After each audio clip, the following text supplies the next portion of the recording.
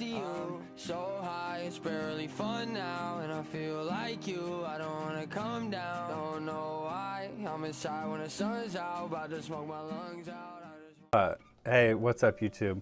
We're here with BirdyFPV. He's the pilot from down under, or the tune master.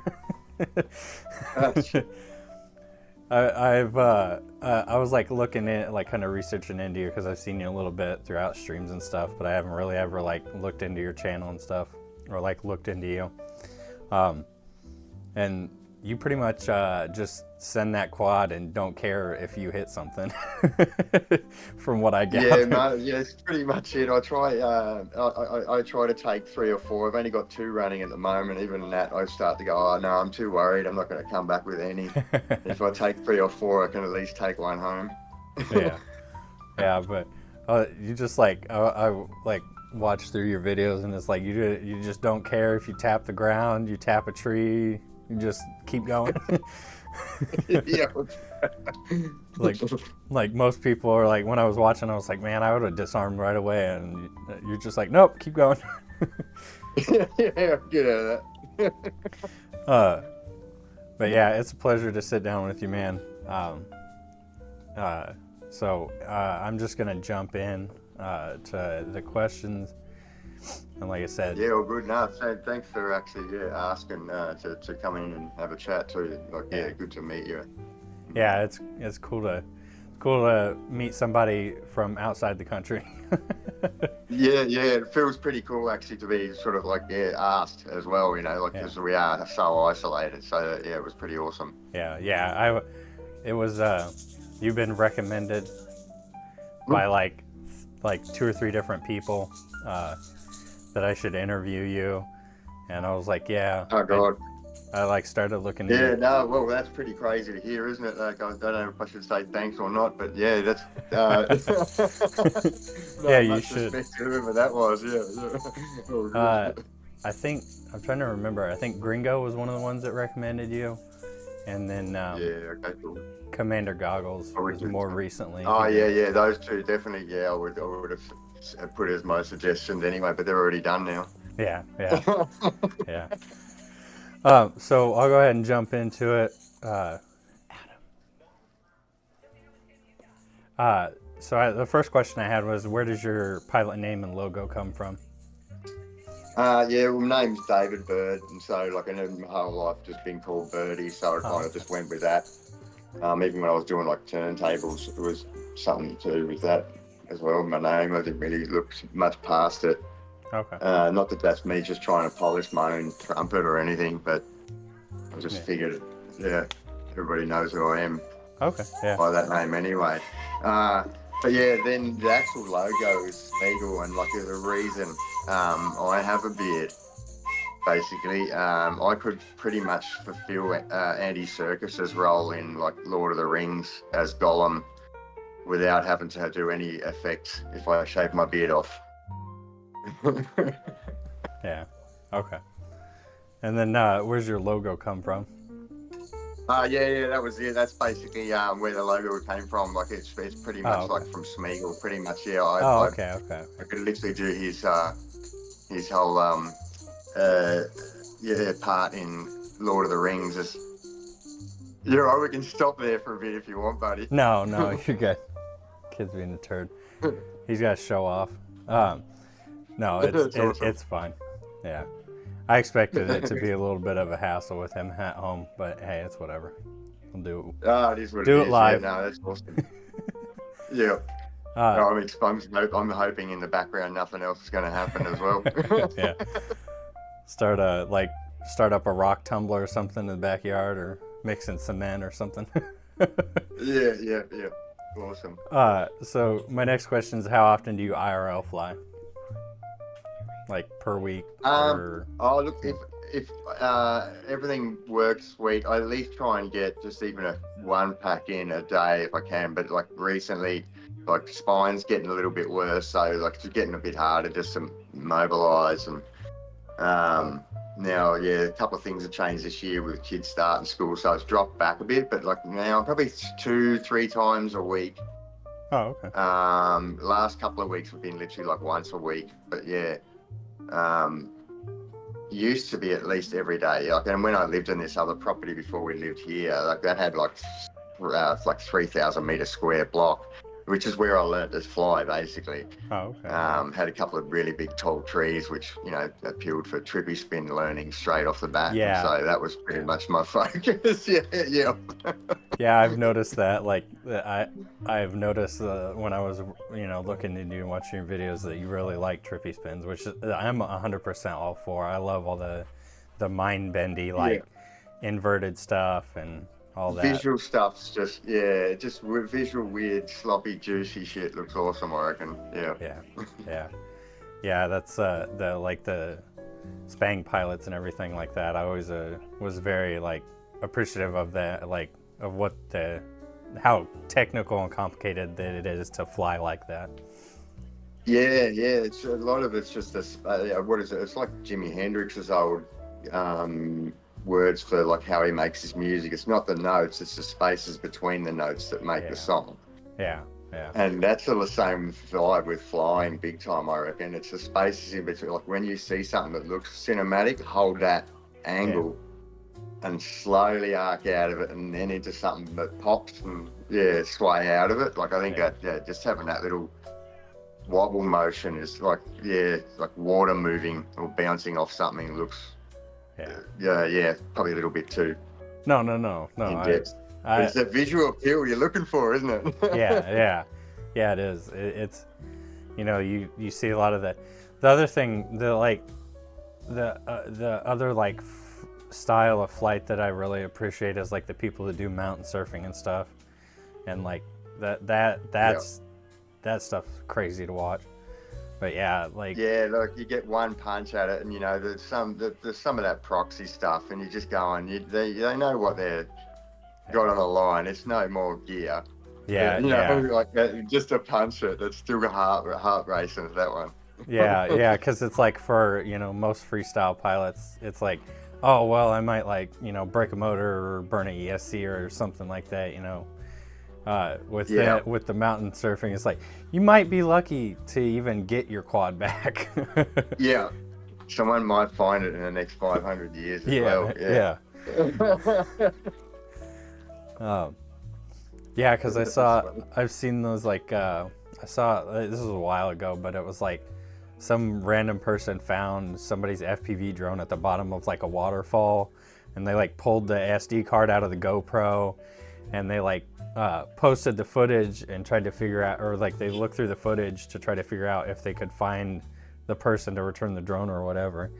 And it was just funny that I wonder if they end up finding them. That would be pretty cool. I think the post I saw, it was on Reddit, and I think they ended up actually finding, like they got in contact with whoever and whatever. That's and pretty cool. That would have been awesome. But that'd be a pretty interesting story to have. Just to generally be there and then not expect to see that, and then go, wow, we just created an adventure now out of this even more. From both angles. That was really cool. Next question is, how often do you sim fly? Try to as at least once a day as well.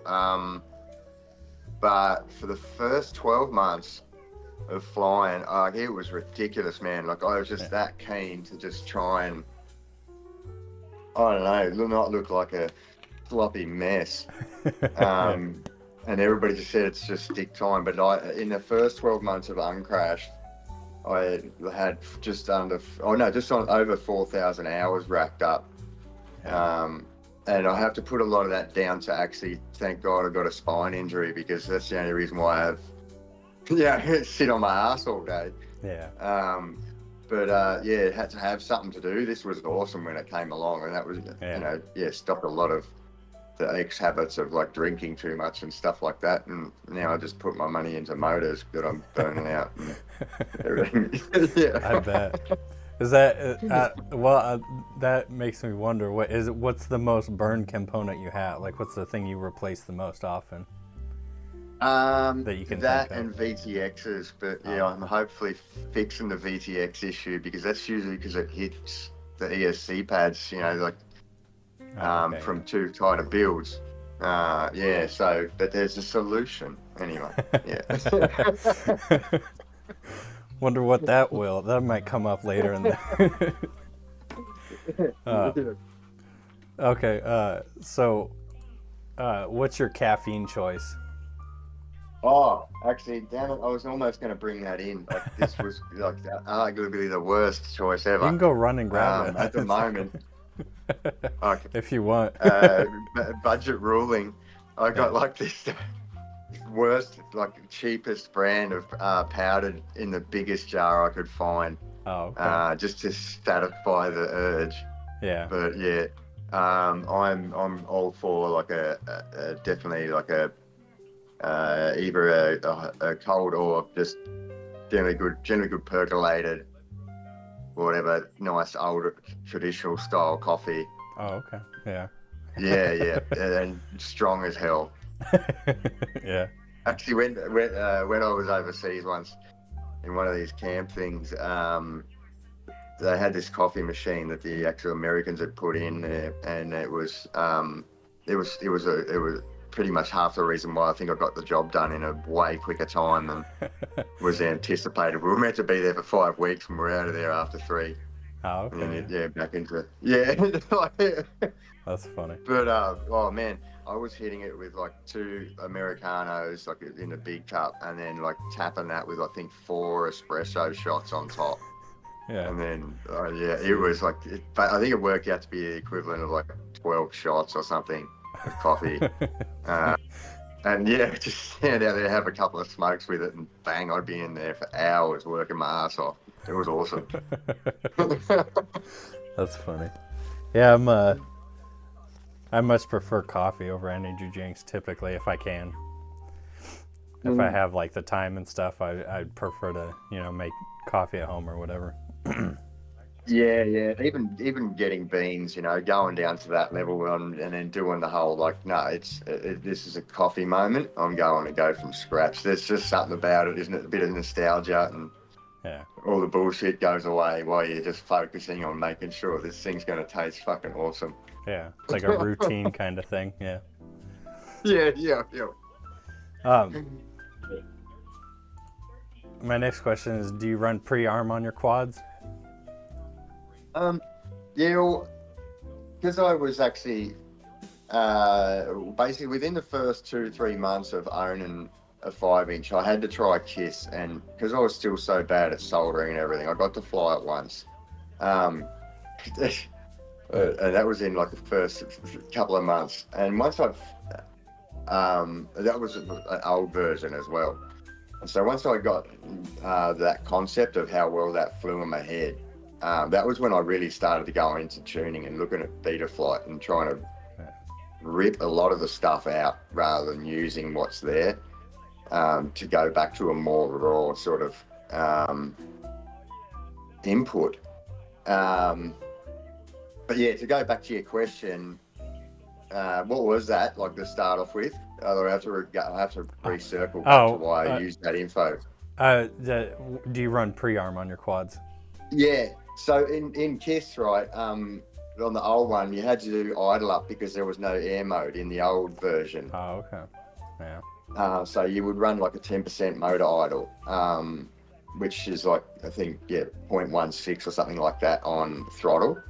Yeah. And so to arm it, you'd have that, but it wouldn't arm unless you had idle cut or throttle cut on a switch.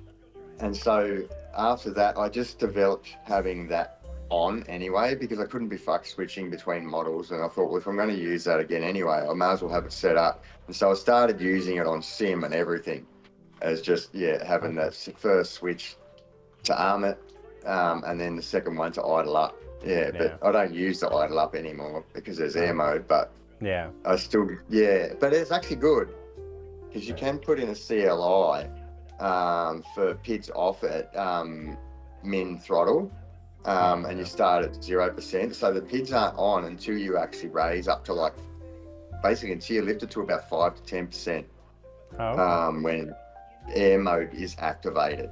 And so even that, okay, you can yeah. do another CLI and then boost that to 30%. So you get about 30% play on throttle before the PIDs will activate, which means with the idle cut, you can actually pick your quad up and move it around because the PIDs aren't active yet. Yeah. And so ammo's not active. Yeah, so it just removes that bounce at the, when you try to land and it just sits there and bounces. Yeah. Yeah. But with air mode, it does return because it keeps the PIDs active. And so once you have actually throttled up and flown, it doesn't, yeah. But then Gringo said, when I sent him one, I actually put those configs in there. Yeah. He said that when he was trying to invert yaw, it wouldn't move. And I think that for some reason in that FC, it did go back to 0. And because there was no PIDs, the yaw wouldn't activate at 0 throttle. Okay. That's funny. So that was like counter sort of, no concept, but That's kind of funny. yeah. Oh, But so I kind of do, but it's not really a pre-arm, but it is. It's more of like a safety feature than anything. Like, or say if I do arm it and I want that just cooling the VTX, if something happens and it bumps the sticks, it can't go anywhere without the other one, and the motors are spinning. So I suppose it is a pre-arm essentially, isn't it? Yeah. Okay. How long have you been flying? Pretty much 2 years in April.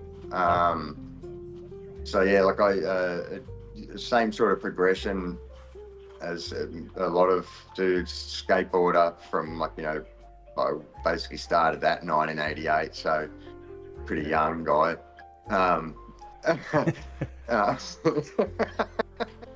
Young when you started, or you mean you're young now? And I did that right up until sort of mid-90s, and then back again sort of around early 2000s. And then I couldn't do that anymore.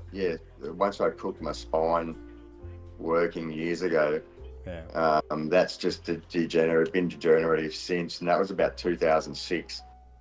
Last time I tried to do a kickflip was just on grass. Did it first go, I was stoked. Man, I could barely walk the next day. And so I was like, okay, I can't do this anymore.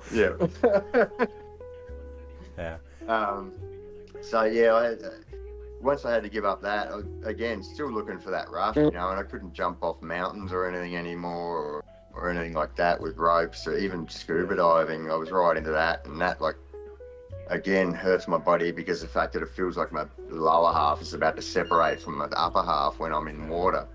And so everybody's like, have you tried aquatherapy? And I'm like, oh my God, it hurts. And it's like, I can't do that. And so, I was just running out of stuff to do, and then was watching a couple of just YouTube things flicking down. Saw a couple of freestyle videos, and I went, wait, actually I think one of the first ones was a dude from Europe called Gecko FPV, and he was just ripping around this bando, and it was man, I don't know, it just felt like skateboarding again, watching it. It's like, this is skateboarding, but doing everything you wish you could do on a skateboard. Yeah, but you don't have to physically know how to do it. You don't have to make your body do it.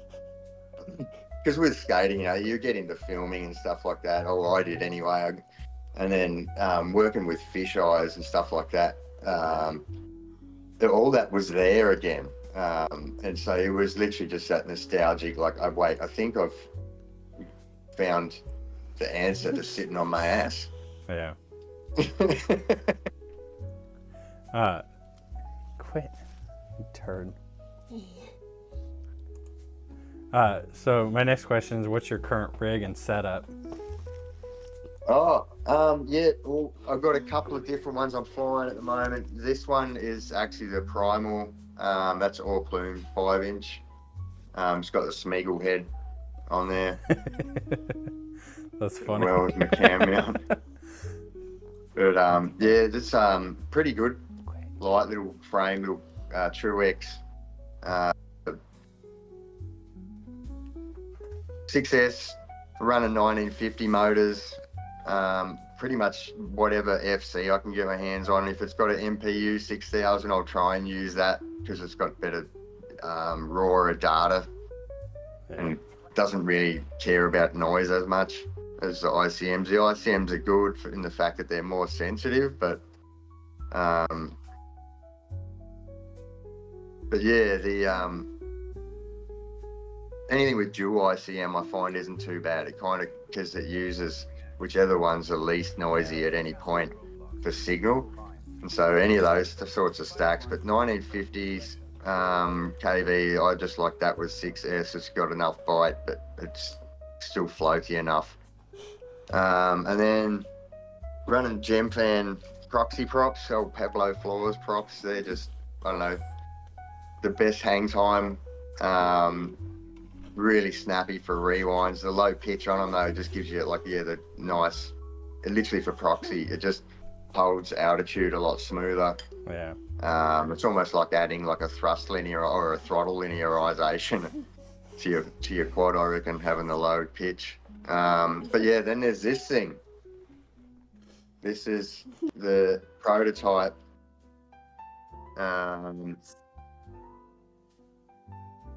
It's basically, yeah, it's a Straya Frame, which the name came from the guy who's pretty much designed all of it. I'll get another one that's raw so you can sort of see it a bit better. Yeah, this thing's pretty beefy, like in comparison to my hand there. Even this thing's like 7 millimeters wide. And yeah, there you go. Packet of papers. It's nearly 70 mil wide at the actual widest points, but that's good because it's shortened the distance in between here and here, and so your arms are strengthened. Yeah. And yeah, we've used a couple of different frames. Again, the primal and like a demi-bot style sort of plate rig. Yeah. And yeah, TKS is basically the man for all the responsibility of this. He is the brains behind making it happen, basically. And yeah, like just these features that I think Gringo has had designed or came up with Spider. They used the toilet tank concept, and like, man, it just should be there. I agree with them. Like, I don't even use toilet tank, but I reckon fly for everyone if you're going to build something. Yeah, and made it 21 mil. I had someone like Alan Abnath, he asked me if like his 22 mil Foxy would fit in there, and I reckon you could make it work because of the fact that we've made the cam pads, or TKS has made the cam pads pretty wide, and so you could actually invert them and it would still work. Okay. Which is pretty cool. So I think that using it that way, it might actually be a little bit more useful than we thought. Yeah. But yeah, the weight of it it's actually surprisingly really light. And again, I reckon that's a lot to do with the top plate, the way he's cut as much, like, you know, like different identity marks all the way through it. Yeah. Has really taken the weight out. Only thing we really wanted to change was just the back, just a slight bit longer to be able to fit, as we were talking before about burning VTXs out. Yeah, this has already got heaps of space from like the ESC back to the actual VTX plate, but we just wanted to add that little bit more, so we just got 5 mil more out of it again anyway, so you can actually mount your shit the right way around. But I'm coming up with TPU prints for it flat out, so that we can add like cap holders up the front that will be seated more tight and just things like that. And then if anybody wants to, they can add it into whatever. It's all on Thingiverse, but yeah, that's basically the rigs I'm flying at the moment. The primal and this. I do have a demi-bot that I have to rebuild. I did have one that was running an Ultra Stack. Oh, okay. It had a Voltara and had a Vista in it. Yeah. And then I was a dumbass and left it in a park, drove back 20 minutes later, and yeah, it definitely wasn't there anymore. Oh my God, what the hell? Yeah, it had That's VCI crazy. 1950 KVs on it too, man. It was a very depressing day. That's messed So up. yeah, I've got to rebuild one. The reason why I left it in that too is these things are just so chunky. Like the kiss stack cost me a fair bit here, and I was like, our dollar is just a bag of dirt half the time. And yeah, I knew it was going to be protected as hell in one of these things. They're just so beefy. Like they're faithful. Yeah. Yeah. I like on the Straya, I like that it's so roomy in the center, you know, with the flight control and everything. Yeah, exactly. It gives it a lot more safety on like where you won't maybe, you know, snap off a ESC pad or something, like a motor pad. Yeah, they're having that. Yeah, that's right. Having that extra motor wire protection sort of area is huge. Hang on, I got another dude mowing. Okay. Right. Yeah. This is awesome. It's all good. I'll sit out here. It's a bit quiet. Oh yeah, it's a bit better. There we go. Yeah. Yeah. Sorry, where was I? I was just saying I like that the center of the Straya is really roomy and everything kind of protects your stack a lot better and everything. Yeah, it is. And we move the spaces out so you're going to try and get like a bigger, like an ESC in there, like if somebody wants to run like an 8S. Yeah. So yeah, it's got the ability to put that in there. Yeah. And then just as you said, like just more space, so things aren't hitting when you like actually smash into something. Pablo himself was about to put out a frame, and he was saying that one of the things that he wanted in that was the same thing. Like it's about like the actual durability of your equipment inside it as well as the frame. Yeah. That's that one thing I don't like about that aluminum frame, and like why I've kind of been thinking about switching it back to like a carbon frame, is just because it's like it's meant to, like, the whole, you know, center section is just really streamlined and compact. So because, you know, like the aluminum flex is really easy and stuff like that, so I'm assuming that's why they kind of made it compact. But yeah, it makes sense. But yeah, I've been thinking about getting away from it and switching back over to our carbon frame just so I have a little bit more room in it and everything.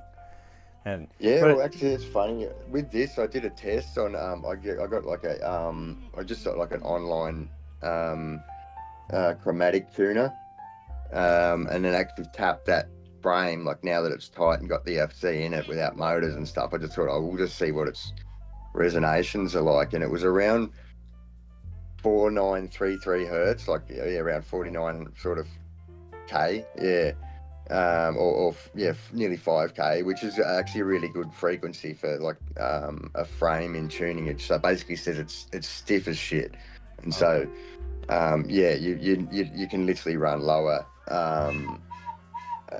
or lower amount of filters and stuff like that because of the fact that it's going to be solid flight. So that was actually a really cool thing. I only just found that out this morning when I was sitting down going, I wonder what that's going to be at. And yeah, it actually came up with, it's pretty firm. So I was stoked. All right. So were you, do you run, what's your radio that you run, and what video system do you run? I'm on Walk Snail currently. I was on just a V2 DJIs. Oh, okay. And I did try analog, and I do have a set of analog goggles for like when I do have a whoop running or anything like that. Yeah. But the actual it's still going.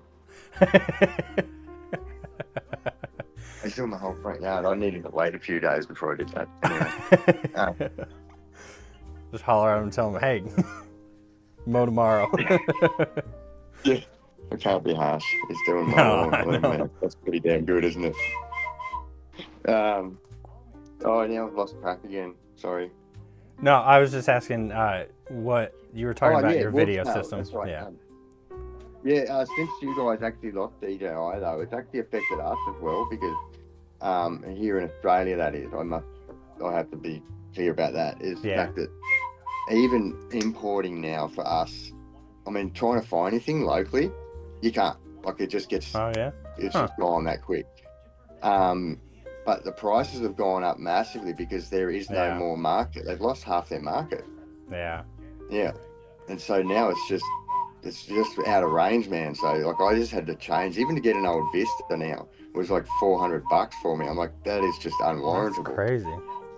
Yeah. Like I could burn that out in 5 minutes. I don't need to spend that money. Oh my God, yeah, no, I would. Stop. Good Lord. That's what I've been asking a couple people is like, when I've interviewed them, is like wondering if they're worried at all about the DJI ban. So that is interesting to know that it has affected you guys. Yeah, it affected everything. Yeah, that was kind of going to be inevitable, even from our perspective. Going, oh well, we're going to take up half their market. That's pretty much how that was going to roll out. That was sort of, from our perspective, that was clear as day. Like, yeah, you guys just lost the product, but like, yeah, now we pretty much did as well. Yeah. And so it was just forced to go on to something else. And because I'm getting like a little bit crispier, I'm not getting younger. My vision isn't that good, and so analog I can use, but I just can't line things up the same. So I had to go HD again, and I really couldn't afford to go HD 0. And my mate was already on Walk Snail, and then he found some Goggles X for a really good price, like especially for here. It would have been equivalent to like $200, sort of your dollars. Yeah. And they had only been used a couple of times. Like, they were pretty much brand new, like not even 6 months old. And so he said, do you want my old ones? And I'm like, hell yeah. So I bought them off him for like cheap as hell. And that was the only reason why I could actually move over.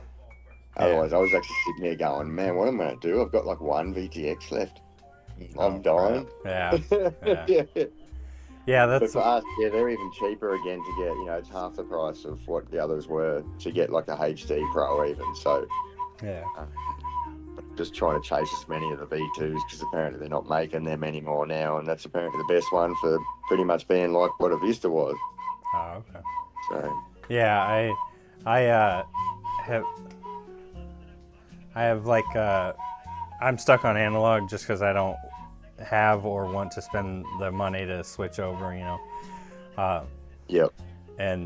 But like if I had my choice and didn't have to worry about it or had the money or whatever, I would definitely jump over to Walk Snail because I just feel like they're probably the most competitive and closely in quality and everything with DJI.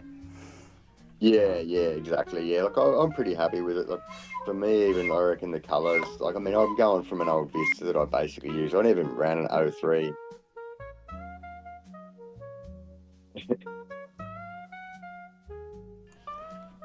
I've never actually got to fly an 03. So to be honest, I didn't even get like, cause it was just out of my price range. Yeah, it was like $390 here basically from.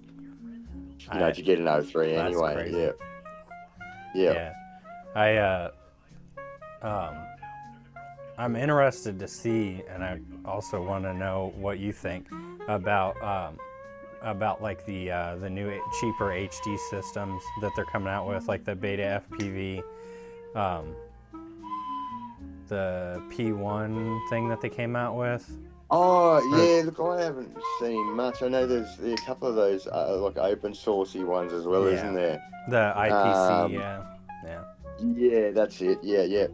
And then there's I honestly haven't run into too many people. Oh, wait, I do have one friend, I think, that is trialling it. I've got to try and find out how he's going with it.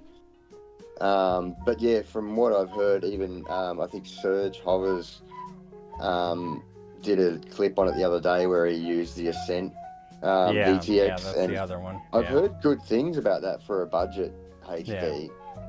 And then when you go ahead. No, you go. I was just gonna say, I was like, I'm interested in them. Not so much the IPC because it seems like it's kind of stagnated and doesn't seem like they're really putting much into the IPC anymore. But Yeah. like the Ascent and the BirdyFPV, the P1, I don't know even what they call it. Art Light, I think, is what the BirdyFPV one is. Maybe, I don't know. Yeah. Okay. But Yeah, I'm interested to be honest, see. I haven't even seen it. I haven't heard of it, and I'm like I don't know where to look. Like I just didn't even really sort of Yeah. look into the term. Yeah. Well, I mean, they've only they just recently dropped. I think maybe 2-3 months ago. They're still like really new. Yeah. Yeah.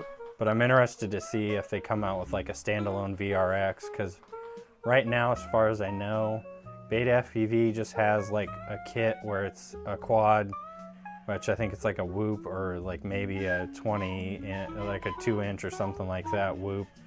Yeah. And then the goggles, which are box goggles, and then like the VTX, you know. But I'm interested to see if they're going to come out with a standalone, because if they come out with a standalone, then I might be interested in it, like a standalone VRX. Yeah, that'd be interesting, wouldn't it? Yeah, like I'm actually, you're definitely going to give me some homework after I finish up here. Yeah, yeah. I need to go and see what that's all about. Yeah. Yeah, because It makes you go, well, what are they doing different? Yeah. I think from what I've kind of seen, the videos that I've seen, it seems like it's just like a lower, kind of seems like it feels like an older DJI, like the early on DJI feel to it, where it's like maybe not of the greatest quality. It maybe like kind of blocks up and stuff on the video more often. But like from what I've seen, and I think like the VTX is only for 400 milliwatts max or something like that. And obviously, so you're stuck with like the box goggles and everything, because they don't have like a standalone VRX or like high-end or more high-end streamlined goggles. For it, yeah. Yeah, I wonder what sort of protocols it's running. Like that's the sort of thing I think of. Like, because that's what delineates between able to go between each HD system, and you start to go, well, I don't know, how many are there to try? Yeah, I don't know. Yeah, I'm interested to see. Like I said, I'm gonna keep my eye on it. I'm not jumping on anything yet, but I was like, if they come out with a standalone VRX and like, you know, they keep working on it in the next year or so, I might actually see about it, because the VTX is only like $38 or something supposedly. So like they're like analog VTXs basically. Yeah, that'd be worth pursuing if it's actually doing what it's doing. Yeah, that's good, isn't it? Yeah. If they keep going on it, I feel like that's the thing, is like there's like this vacuum now, because DJI's pretty much gone, even though some people don't think it is. I mean, eventually it's gonna be gone. So like somebody needs to fill that in, and like it's just who's gonna get in there and take it. Yeah, like, and even just trying different, putting up that.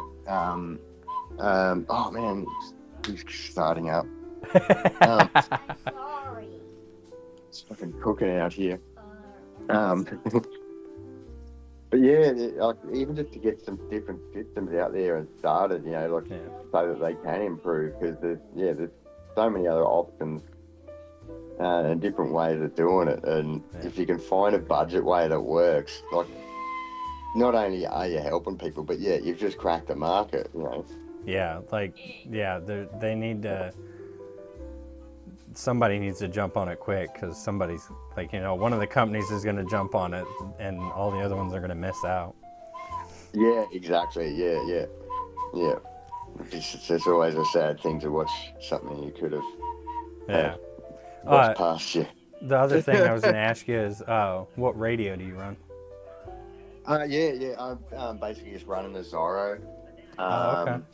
This thing's I did the upgrade to the ADO ones, definitely a must. But this old pig is awesome. Oh, okay. Yeah. I lost one of my hand grip things on this side. It's in my bag somewhere. I just got to. But they actually help. Yeah, just for a bit of grip. Oh, like a better. Yeah. Okay. That's cool. It's on the summer, so yeah. But she's a trusty. Got some good rattles to it. Oh yeah, you gotta like fly it. You gotta hold your radio upside down and everything, right? Because you're in Australia, you know, all the. Yeah, that's it. No.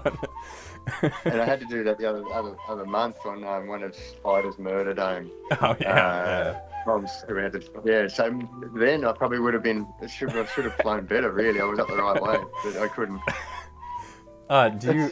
I need to start asking people this, but I just assume that everybody flies mode 2, where it's, you know, throttle and yaw on left, and then pitch and roll on right. So is that the? I'm stock. Yeah, definitely stock in that sense. Okay. I think that was because my brother used to be right into RC planes and everything years ago. Yeah. I think he's closer. And I could never figure it out.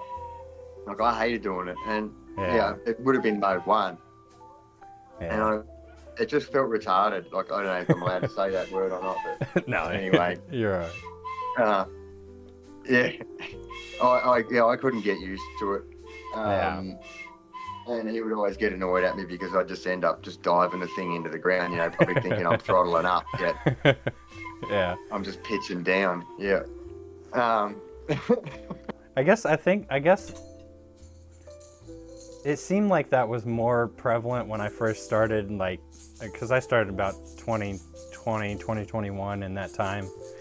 It seemed like when I started then that it was more prevalent that, like, you might see other pilots that fly different modes. But I think nowadays it's just set in stone, mode 2. Yeah. Yeah, PlayStation killed it for everyone. Yeah. Yeah, that's funny. That's funny, yeah. Actually, that reminds me, even on that, there's an old Aussie guy, Snake, who was talking about rates, because I was trying to research when I first got into it, trying to find some Aussie dudes, and I don't even know if this guy has made a video in the last 5 years, but he was talking about rates, and he goes, he was a gamer, and he goes, you have to set your rates in the game when you're shooting. Yeah. He's going, once you make that natural, he goes, it's exactly the same concept. He goes, you should be able to just jump around without even thinking about it and know exactly where you're going to be. Yeah. He goes, when you find that in your rates on your quad, you're at the same point. Yeah. Like, that's a really good way of actually explaining it, like a really simple methodology to finding your comfortable rates. It's like, how do you set it up on your mobile on Call of Duty? You know? Yeah. That was the other thing. Like, I definitely remember when I first started out, people were like, just find your rates and stick to it. Don't change them a bunch, because you're just going to confuse yourself more. Like, find ones that feel good enough, you feel comfortable with, and just stay with them. Don't be flipping them around and changing them all the time. I stuck around numbers basically. So if I had like a certain start degree or something like that might be a bit quicker, I would make sure my max rate would never change, so just adjust to stay at that one point. So you've just got a known point of where you will be at full deflection.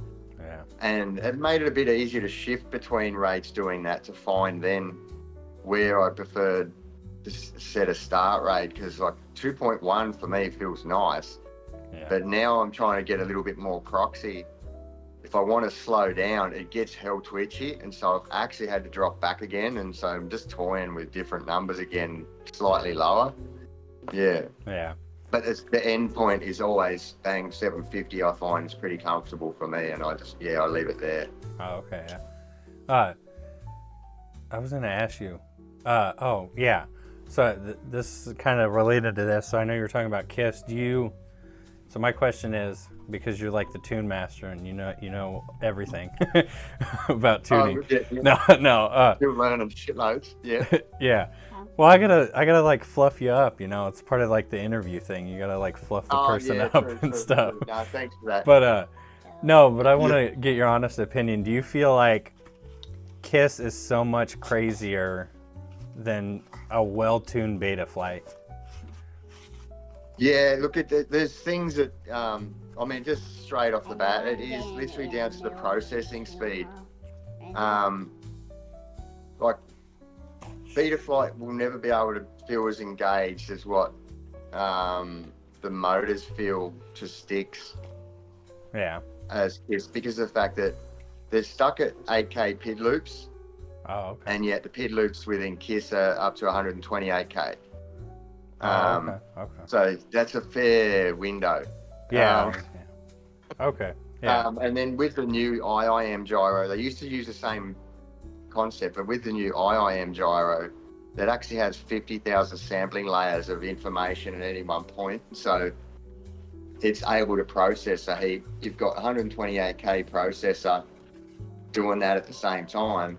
Okay. And like BetaFlight ones only go to, I think an IIM's good up to about a good one's about 16,000 layers, or to 30,000, depending on the actual brand. Okay. And so the sampling rate again at the gyro level is completely lower. Yeah. But the way the KISS then manipulates that is it knows what noise is because it can see it. So if you hit something, it goes, oh, that was a bang. Oh, okay. We don't need that. Yeah. And so it just strips it off the signal. It's still only got PIDs coming in. Oh, okay. Because it can just strip them away and go, no, you go to the motors. Yeah. And so you don't need filters anymore. Huh. So now you've just reduced the processing time again for it to get from stick input to motors. Yeah, man, it's a completely different mechanism. Yeah. I've been pushing so hard for 18 months daily trying to get this thing BetaFlight to fly like KISS, and I can get it pretty damn smooth and nice. Yeah. But there's just this engaged feel that when you add some of the processors to get that on BetaFlight, you've just then add latency to the information on the MCU. And so it slows down again. And so then you try and make up for it with a boost, which also adds latency because it's another process to go through again. Yeah. So you can add all these cool things, but every time you're doing it, you're still slowing down the information from PID to prop. Yeah. So it's basically like KISS just has, it just outright has better hardware. So you're never going to be able to get BetaFlight. Yeah. Yeah. Solid MCU, fast processor, and a solid gyro that can just tell the difference. Man, you don't need anything. They literally have like basically one filter for D-term just so it can track itself. Yeah. And then you can pick that from high, mid, and low, depending on your frame build or the size of your props. Okay. Yeah. And even PIDs, you can mess with them as much as you want, like anyone else, but there's like and usually within the presets and what's there, you just go and set one and you're done. Hang on, I'm about to get mode out again. A Pacific mean, so you then get your fish. But yeah, so to be fair, there's enough good FCs and stuff out there on BetaFlight that will actually make them fly really, really good. And it's again, you spend the time on the tune. Whether you want heaps of dampening and use like your D-Maxes and all that stuff like that are in there, they're just adding more stuff to it. But if it works for you and it flies good, who cares at the end of the day?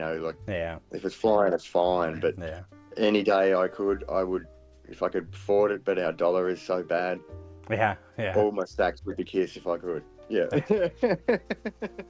Yeah. That definitely makes sense. I'd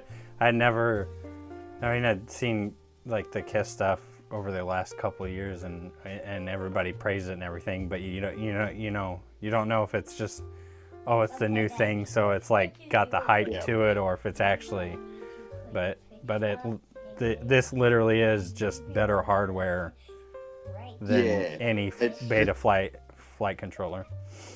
Yeah, the information that gets through, man, it just separates them miles apart.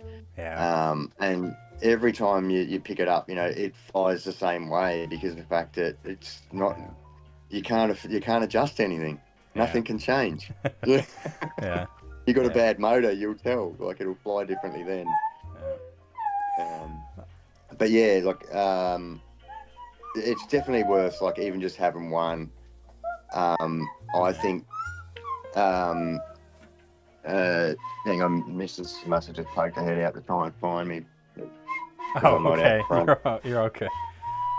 But yeah, definitely worth having a go on one, so you can see like the difference. And if you're into tuning, like it really does give you a rabbit hole to start going down. Yeah, I've just always It's been fun. so lazy about tuning. Like, I've never even just touched it because I've just been like, it's that too many numbers. I'm already confused enough trying to make sure everything works the way it's supposed to work. Yeah, well, I was pretty lucky in the sense that sound engineering, I did that a bit when I sort of was in high school. Oh, okay. You know, just mixing punk bands and stuff like that. Yeah. And so I was learning frequencies and things a lot. And it's funny, if you look at the actual, hang on, no, man, right next to us now. If you look at the actual, the graphs in, like Black Box Explorer and stuff, it's a graphic EQ. It's the same thing. And you can find the bad frequencies. And once you sort of understand gyro to kill bad, like spikes, and then D-term in the valleys where there's no spikes, now you've got clean electrical signal. Like I look at it, dirty vibrations, electrical noise, gyro, D-term, you want clean signal. Yeah. It's electrical, control. So once I sort of understood that, oh, hang on, bring this back. Fuck this, man. And it's right in between the two spots I've got here. I know. No matter where I go. We're just having bad luck on both ends, you know? It's pissing me off, hey. That's all right. I don't know. I'll fight through it, I think, because it's annoying. It's hot as hell out there.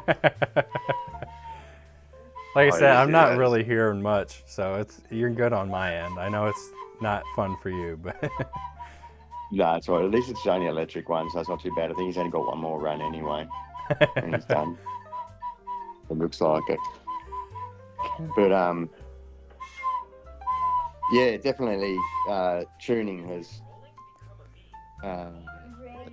Like it's been made a lot easier through sound engineering. Yeah.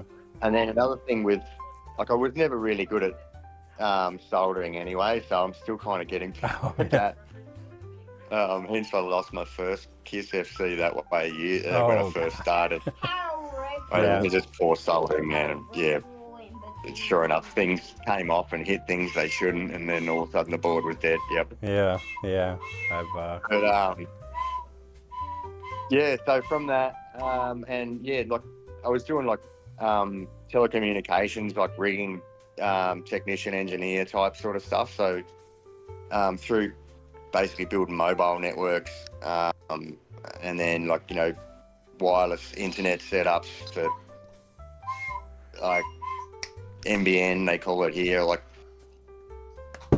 basically just our massive Wi-Fi system for our public's internet. Yeah. That and sound engineering together, the two, like, just made building pods like, way easy. I've like, now I'm more recent, like within the last couple of years, I kind of like have started to understand the tuning stuff more. I just still am too lazy to even just like put in the effort to even touch it. It is. It's just such a deep rabbit hole, man. There's so many places to start. Yeah, I mean, I could narrow it down for someone now as focus point. I would say look at D-term before anything else. Leave everything as it is. Once you can understand how the D-term works through the D gains, filters, and the actual PID levels, and that's a lot in itself. There's so much just there. But once you've got that tight, then tuning becomes a lot easier. Yeah. Nexus is actually really good. That app for finding all that information to the graphs that are inside that to see what the actual the D-term basically angles and anything like the tools in that have been pretty good to use. And generally from like a lot of guys that are keen to get into tuning and they know enough, but there's nothing to really push the information to you out there. Like Nexus have built that pretty well for those guys now to be able to go, oh, now I know what I'm looking at. Like they've just made the data more available, which is awesome because nobody can look at Black Box Explorer and go, oh yeah, I can see that. Yeah. But yeah, when you've pissed with it for enough times, like you can see the similarities between what it shows and what there is in the graphs. Oh, okay. Yeah. But yeah, that just has graphs that it makes it easier again than what it is trying to read it off the scribbled line. Yeah. It's everything's got to evolve, doesn't it?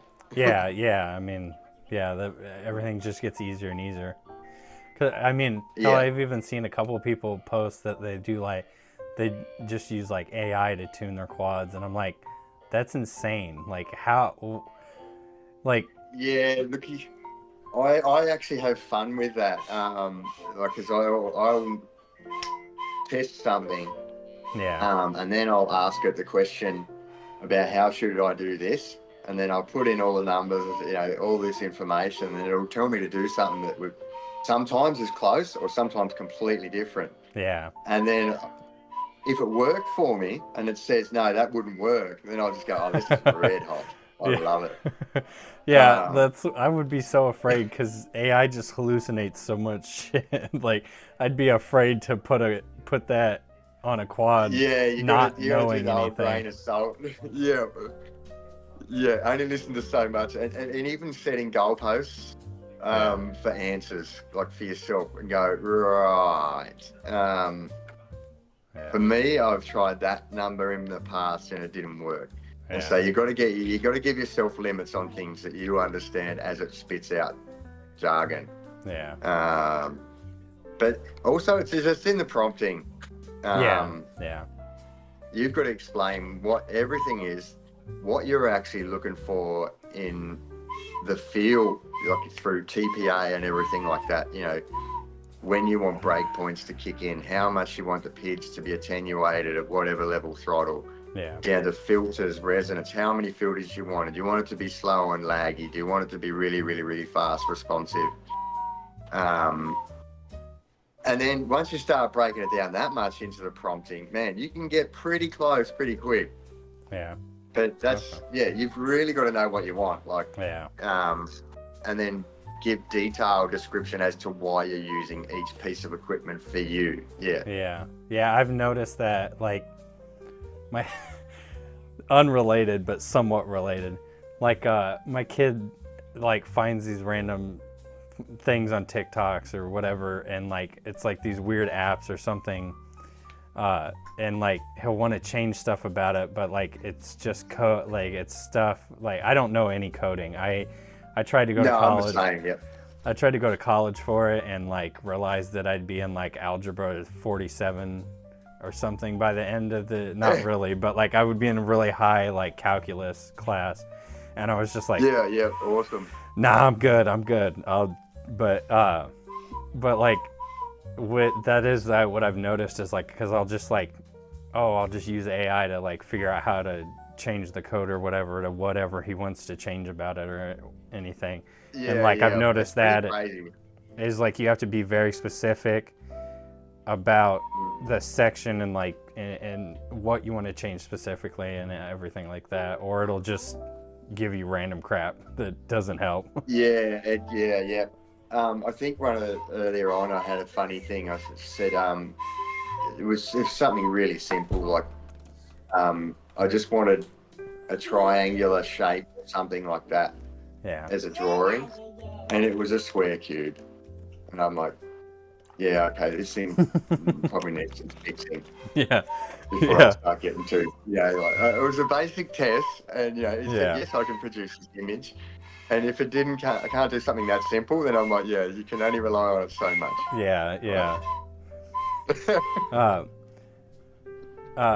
We'll get back into the questions because we got sidetracked a little bit, but it's all right. It's all good. I'm perfectly fine with that. Oh, wait, he's just parked up again right next to me again. Fuck, man. This is great. Please. It's loud. Stop being Oh, right. Oh, no, it's subsiding. I think I know what happened. He's going down the side of the house, so it'll get quieter in a second. Yes. Sorry about that. So do you... yeah, questions. That's what we were doing, weren't we? yeah. No, it's all good, though. Like I said, I'm perfectly fine with chatting with people about random stuff. So do you prefer whoops or 5-inch? Oh, look, it's funny that, now, whoops definitely build platforms for a lot of tricks. Yeah. Because of the fact that you can tour them in bigger spaces on a smaller quad, essentially, it feels like, you know. So, yeah, like, I was really trying hard to get that trippy spin up these stairs on the Murder Dome competition. Oh, man, so many tries. And yes, the 5-inch would go through it smoother, but man, for a start, you're not allowed to fly it there. The amount of broken props I would have ended up with would have been just ridiculous. And the volume of it in a car park. Yeah. So yeah, the whoop really opened up that perspective of being able to actually attempt it for real life. You know, not just do it on sim. Yeah. And so I need to get another one, but I smash them so much because I'm literally like I'm learning so much that I do on a 5-inch. Yeah. Yeah. Sorry. Yeah, so, that's the unfortunate thing is that whoops aren't Sorry, Dad. as durable. yeah, that's it. Yeah, you lose props on the 5-inch mostly, and occasionally a motor or something. But yeah, it's when it's the frame, everything's affected. And so for me, like I started actually trying to look at whoops different, and 5-inch is different, where I actually applied like heaps of like midpoint to my throttle. And set my angle to 45 as well on that, because I fly 45 on 5-inch. And so using both, like with setting a higher throttle on the whoop made it feel more, if you know what I mean, like the midpoint where the throttle would start boosting on takeoff and everything. You don't get that much top end, but you just have this constant high level of throttle on the whoop, and that made me start to then use the other version of that and drop my midpoint from my 5-inch and have my throttle start lower, and so they fly similar to each other. And then I went, if I do that and then use the same field of view, there's no reason why I shouldn't be able to fly a 5-inch in the same place as I fly a whoop, because of the fact that you get your throttle control matched. And so now I'm trying to fly a 5-inch more like a whoop, if that makes sense. Yeah, from that analogy, which is a bit retarded, but I'm like, that's my goal. Oh, yeah, basically I want to be able to do as much close proxy low tricks that everybody does on a 5-inch, but I'm going to do it in the spots that you would normally do it with a whoop on a 5-inch. Oh, okay. Just because it's something more visually weird and out there. Again, it's just that, it's all about that video. Yeah. Like, how crazy can you make it look? Yeah. How were you introduced to FPV? Yeah, that was literally YouTube.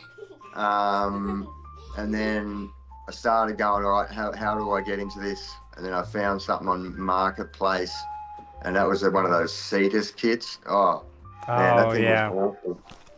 And but it was an introduction, and I nearly trippy spin it, but not quite. Every time I would burn another motor. So I went, right, there's got to be another answer to this. By that point, I'm already watching more, and then I got like Uncrashed, and that was where I met Gringo, and a few other dudes like Vitrifly and Winterfly, Snoop, dude Train, Richard 3D. He's incredible. I was actually with him the other night. And then yeah, just met a lot of local dudes through that way. Basically, just mainly on Uncrash. Yeah. So yeah, that was sort of like the push to start it. Oh, because I was basically almost a middle-aged, like half broken, clapped out dude, washed up as hell. I think I jumped on the path of I'm going to show people this journey on YouTube kind of approach. And then actually, funnily enough, got like oh man, that's even louder. So is my son. Started getting like a few actual on, on the seats even. And I was like, oh wow, yeah, like maybe I should start actually getting into it then. A lot of like earlier was like Austin Spy, just that endo style, like technical flying sort of stuff, and then over that watching more different stuff, sort of Pablo Floor and then All Plumes and those guys, and man, yeah, that once I saw what you could actually do with it, it was like, oh man, this is just skateboarding again in your brain, but you can do it in the air and not get hurt. Yeah, that's the big thing. Yeah, All Plumes is definitely awesome. Crazy to watch. That he's definitely one of the ones that I definitely very much enjoy watching. Yeah, like there's a couple of dudes out there too, like Holt, Blackheart Heath, Blackheath, Holt Blackheath, and R-Dubs as well are starting to venture in different angles, like almost every video, and it's just unpredictable. Like sometimes it has a similar flow, and then sometimes it's like more of a bando approach, but then there will be parts of it that are blending other more arty sort of style vibes again. And Pablo again, like some of his recent stuff, you just go, and that's almost just like watching Plumes as well now. Like they're just, but that finesse that guy has, it's Plumes is just, he's like the inventor of finesse, I think. Like even his background, looking him up, like he's a multi-talented dude again. Like plays multiple instruments, writes and creates jazz music and stuff like crazy. that. That's intricate shit, man. Yeah, and that's that finer side of things, isn't it? Again. Yeah, that's like that. That's kind of like the interview stuff. Like why I want to do these interviews is to like learn more about not just like more than just the FPV side of people, Yeah, different things that they have. Yeah, I think one thing I like about FPV is you can definitely see the different levels of, well, not levels, but there's just the different concepts in people's flying styles and stuff on their chase and what they've got, and so that's where it's awesome. Because it's a reflection. It's a reflection of what is going on in your brain when you're on those sticks and in the goggles, and it's pretty cool to watch. Like you can just see how people think differently. Like, oh, I didn't think about that angle, or oh wow, I wasn't expecting that. And that's that thing, isn't it? It's awesome. It makes it like an art again in itself. Yeah, that's definitely the fun thing about it, is it's not just this rigid thing of like, this is the set, this is how you do the thing, Yeah. I mean, I look at racing and I'm like, I'm not into actual racing. Yeah. But to me, I look at it as a freestyle sense, and I'll watch it for how well the dude's tracking something, and then I just go, man, that guy would be able to freestyle like a bitch if they just dialed in, everything's clear while they're going around flat stick. You're like, that I can watch. Like, because you can see it. I really like the I enjoy watching people race. I hate racing myself, like FPV, like drone racing and stuff like that. I hate doing it. But I definitely 100% enjoy watching it, to just appreciate how much time and everything you can tell that they put in to just like hone the craft, I know, like the memory, man, like it's almost like 1.2 seconds punch to the left. At 0.3 seconds from there, punch right again. And then at 4 seconds, get ready to do this.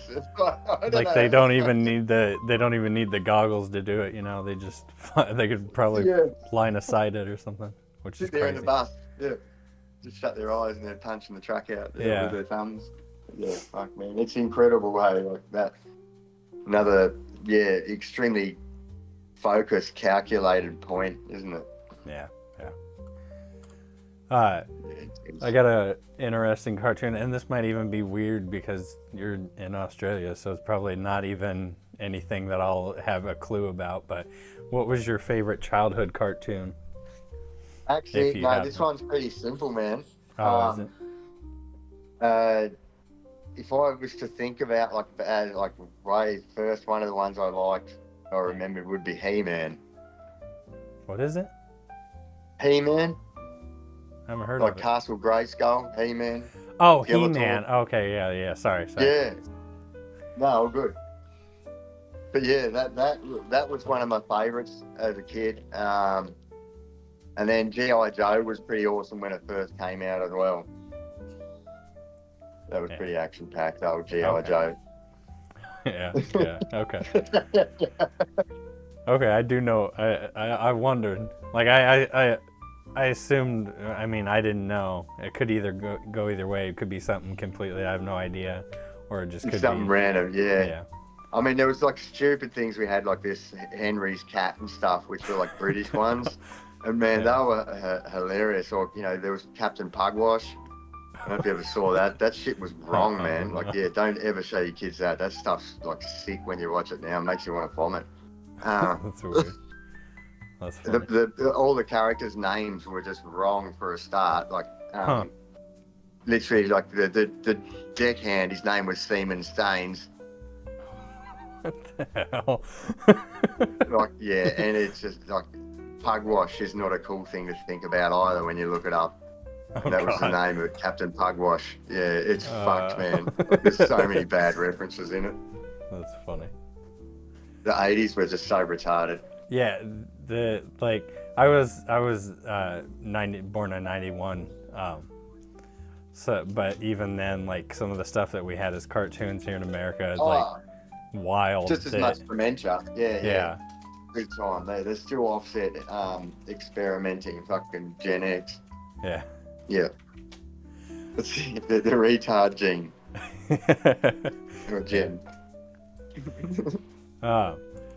So next question is, what was your first job?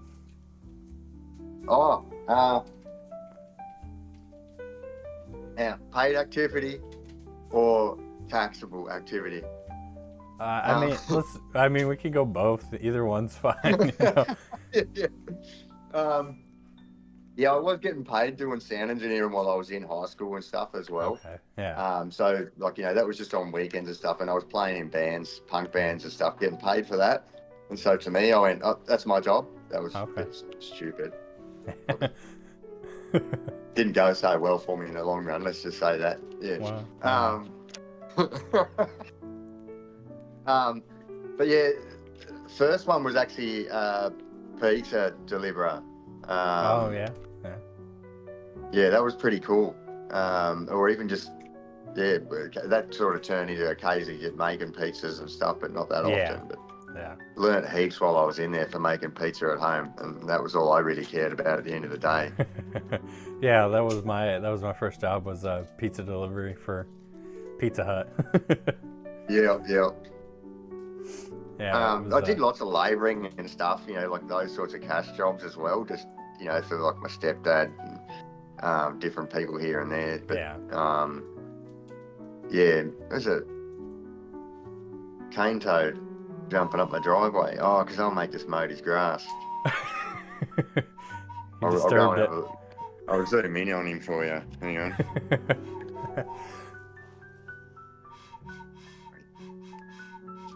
And on a scale of 1 to 10, how likely is it to kill me? Not very. He's got a bit of shit stuck to his head, some grass clippings. That's funny. Yeah. Something to put in the interview. Yeah, there you go. This stupid funny. introduce thing. Yeah, they just run amok, man. Them things are stupid. Yeah. Is it accurate, the rumors that everything in Australia is trying to kill you? Every animal. Some places you go to, like Yeah. I've been to a place,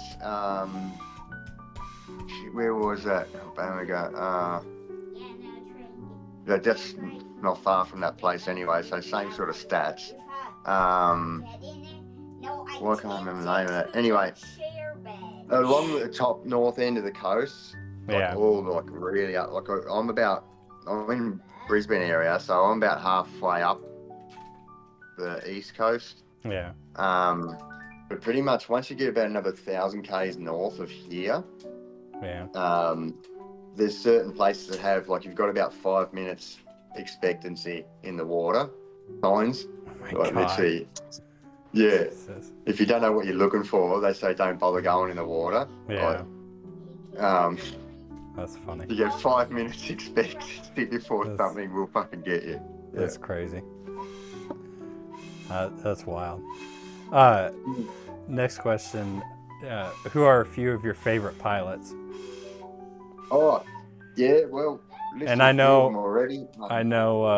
I ask this to everybody, and they're always like, "Oh God, why do you like?" They feel put on under pressure and everything, but just as many as you can think of, off the top of your head. Yeah, look, I don't mind that that question because it is pretty broad.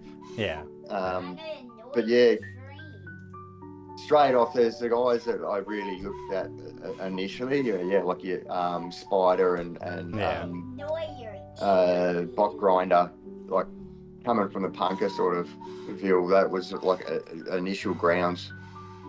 Once I started seeing the likes of like Austin Spider and those guys and what they were doing, I started venturing off because I saw the rawness in those other two, and so I sort of went down that, and then from there met Gringo. Gringo was like a massive inspiration to just keep pushing into new, like, or just to look at it differently because he's such an arty dude.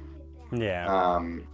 Yeah. So those three definitely like in the start, and then the all plumes concept just seemed so out of reach.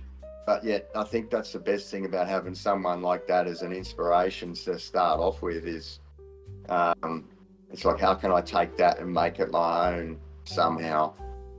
You're never going to quite get that crispy anyway. So it's like, oh, well, you can say, I shouldn't say that because that's a bad outlook on your own perspective. And I think you got to stay as positive as you can with this sort of stuff because it's the one thing that keeps giving back to you. And you don't want it to turn into that chore that keeps taking away from you. Yeah. But yeah, so taken away from like dudes like that, Pablo again, like he's a really good cross blend between bando style flying, racing style, and that really arty visual. And yeah, more recently, like I was saying, R-Dubs and Holt, those two dudes, like mad inspiration at the moment. Yeah, I've got to say, Commander Goggles' smooth stick feel. There's just something in the way he does little inputs just smoothly around his yard that I just go, I need that edge on my tracking still.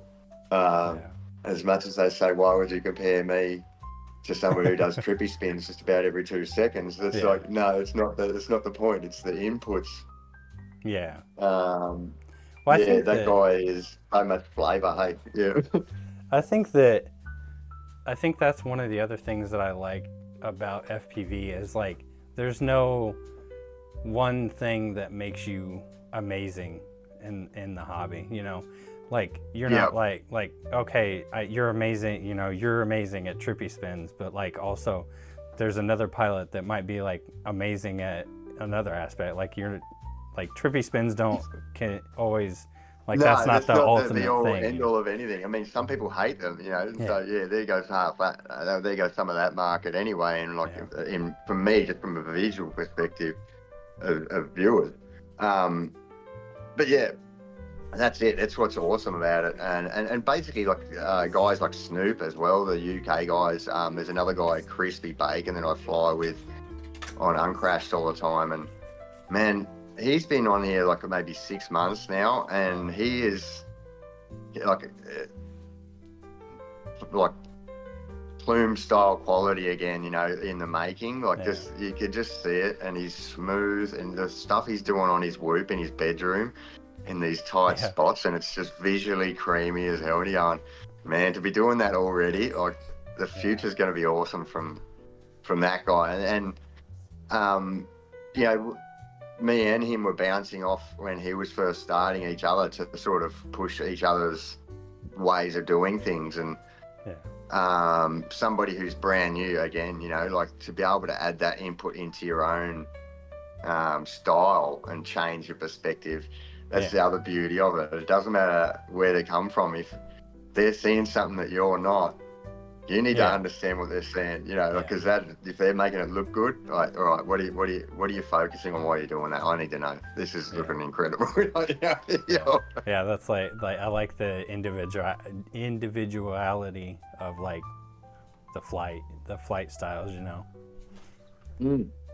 Yeah, so basically, and then like even Austin, like those earlier things that I was watching, man, they're doing the whole Matty flips with the actual like proper look downs right vertical above the object and then rotating around. That using that hang time and then doing a trick, mid trick, just sort of started to make me go, oh, right, so linking is key. Yeah, that's cool as hell. Yeah, a lot of the earlier ones I went back to and watched a lot too. Like I can't even remember his name. The guy who did the original Sharpoo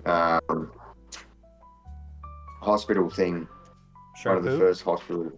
Sharpoo, that's him. Yeah, that like going back and just trying to understand that, like, and again, knowing, like, as it's been described by heaps of dudes, that was all down to the tune. You know, you had to spend that much time in making that thing that good to make it look as good as it was. Like, then you just got to try and get your brain into the same level to even try and recreate something like that. I think, like, it does. Your brain does reflect.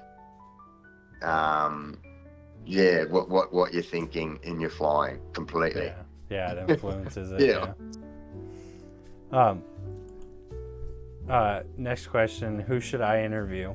Who can you think of that would be an interesting interview? Well, definitely. I don't. TKS, that guy. Okay. His brain, again, incredible dude. The way he can just rip out designs like this and then the El Cabron and whatnot. Yeah. And then whatever else he's got in his bag, I don't know. But it's pretty exciting to have met that dude through the chain of Spider and Gringo and them as well. This is been pretty incredible, pretty stoked. Sorry, I just got something distracting me there for a second. No, you're good. It's still going, but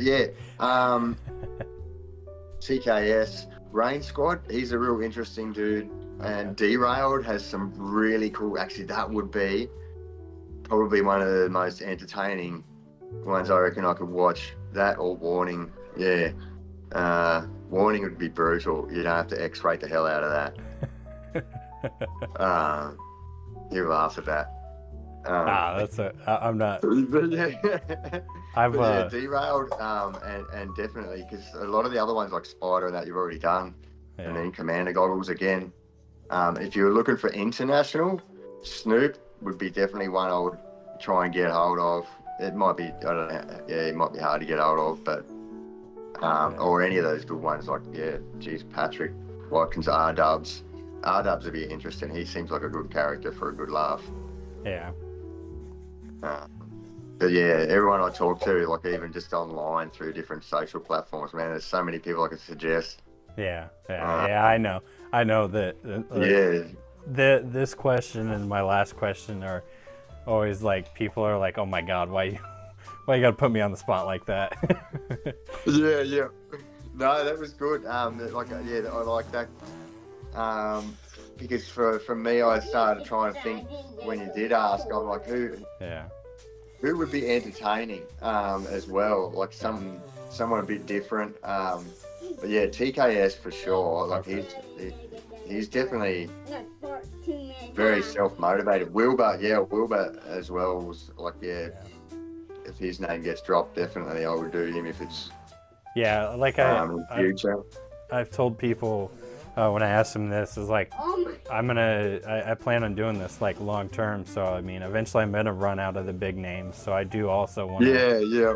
I mean, Fine, there's Vessel, Gatto, Spaghetti, Deadpool. The list could go on, man. There's so many. Yeah.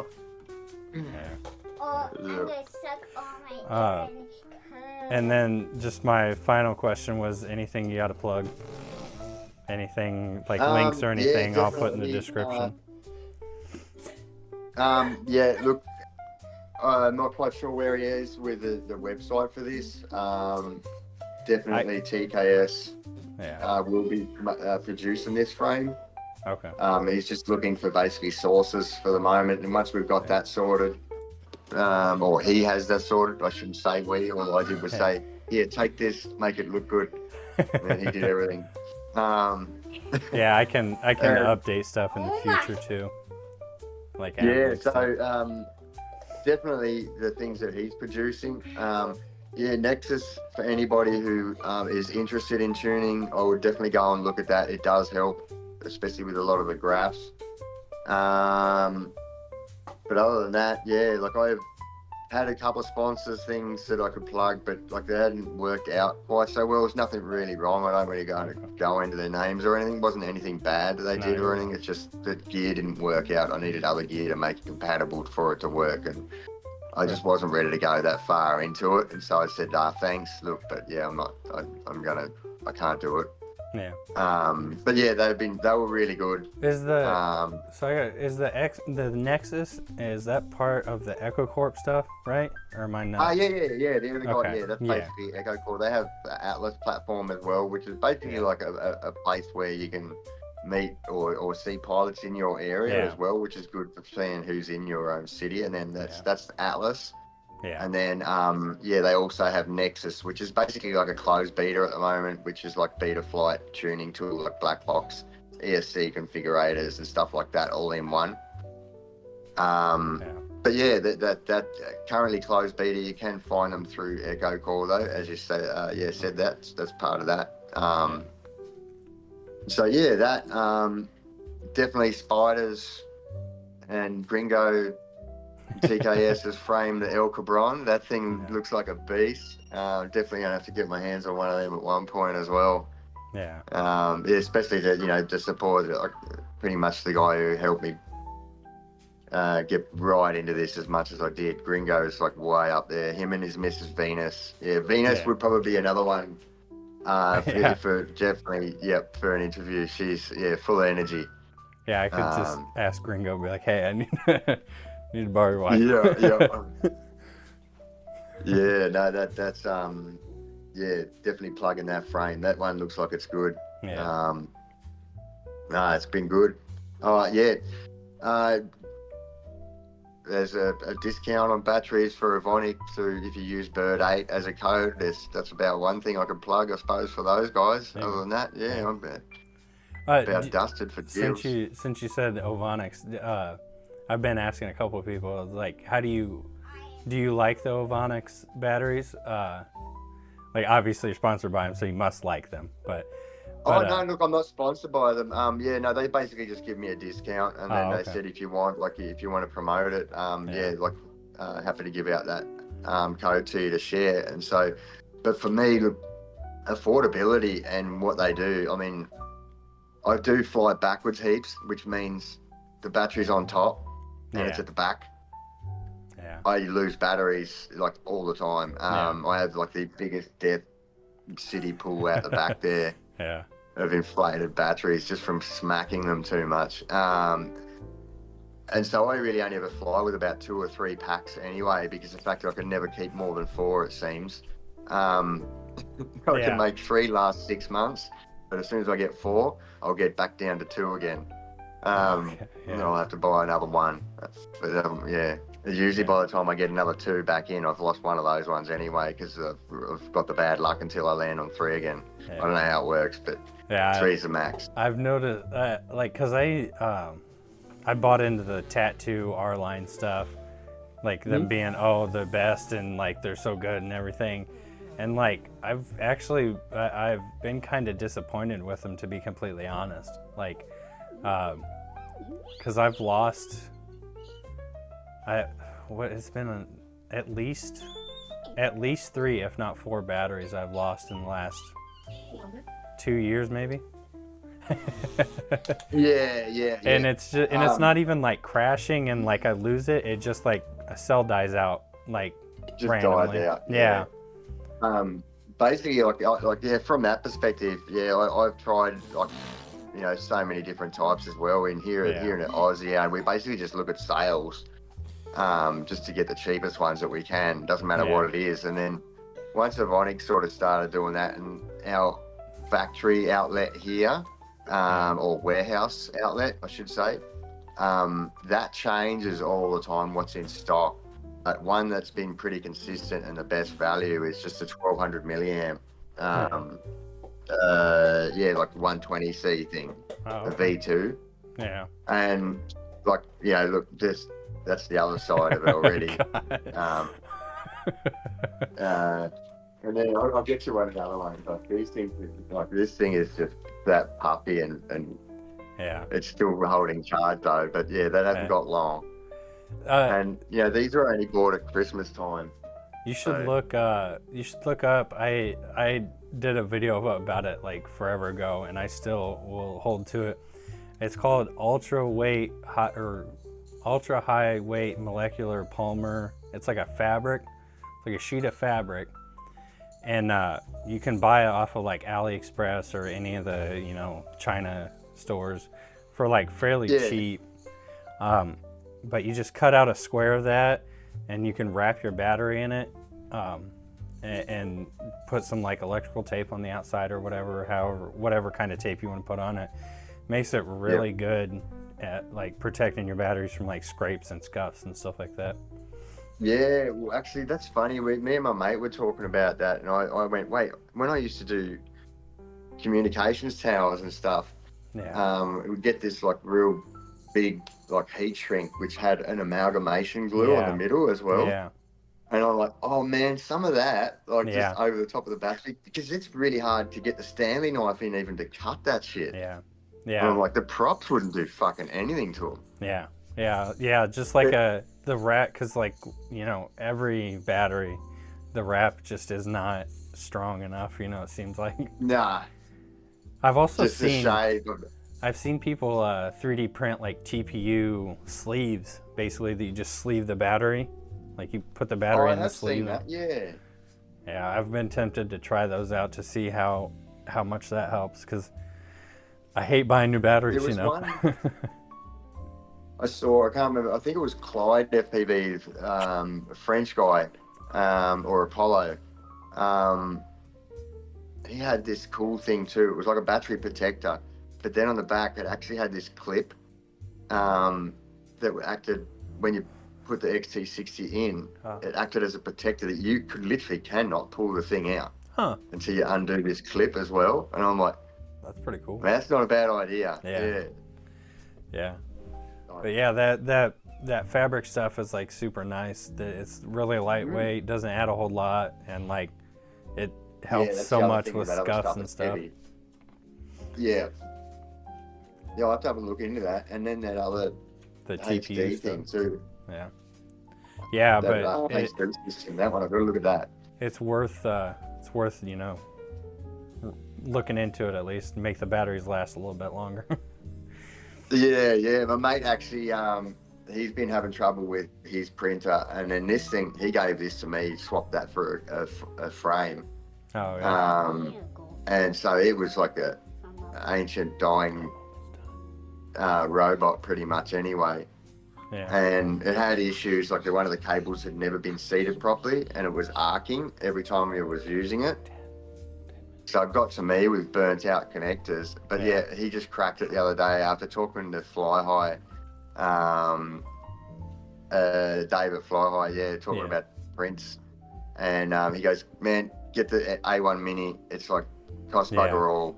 Yeah. And we looked here, and it was actually about like $300, which for us, that's actually awesome for a printer. Yeah. And he has not stopped since he bought it. And so everybody who's always picked on my prints, don't worry, I'm not doing them anymore. He's got them on a Bamboo now. Yeah. I hate Bamboo Labs as a company because of the stuff that they've done and the choices they've made. But I mean, cool. Their printers are just stupid proof. So fast, so quiet and stupid clean. proof. So hard, Cause like I've got now, the printer that I've got is like a Ender 3 Pro, I think. Yep.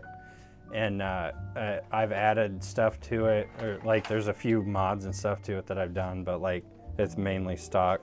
But it's a solid printer and it's like reliable and stuff, but I mean it does take some fiddling to like get it going and stuff.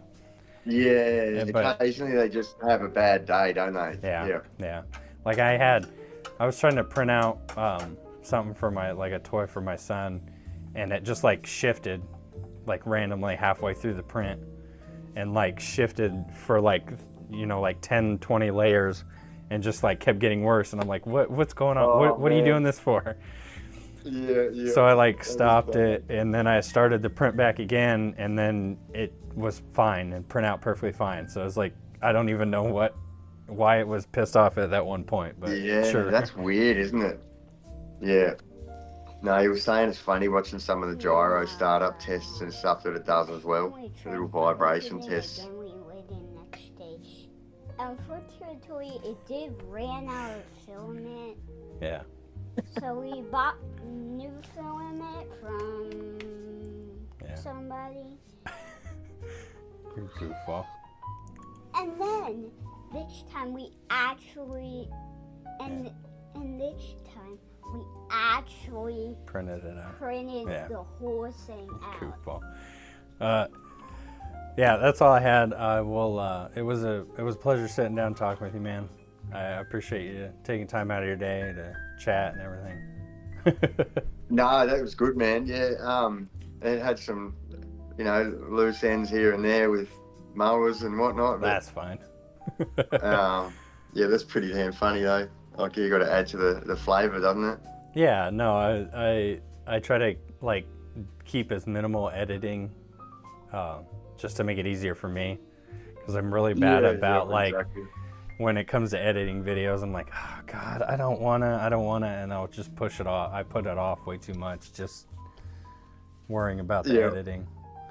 But no, that was good, man. No, that's awesome. Keep doing these. This is going to be good. I like the history that you're basically building. That's one way I look at it. It's like, this is an awesome little concept for so many different levels, for like where people end up in their lives, no one knows, and and what these different videos will do for different people. I think it's pretty cool. Yeah, it's good idea. It's been fun, just like, because I've said before, is like I just enjoyed chatting with people and like learning about their lives and stuff. So it just naturally. Yeah, what you take away? Yeah, that would be amazing.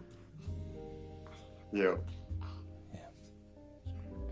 Yeah, what you're taking away from it for sure, that would be amazing. Yeah, it's awesome. All the different minds you get to see. It's awesome.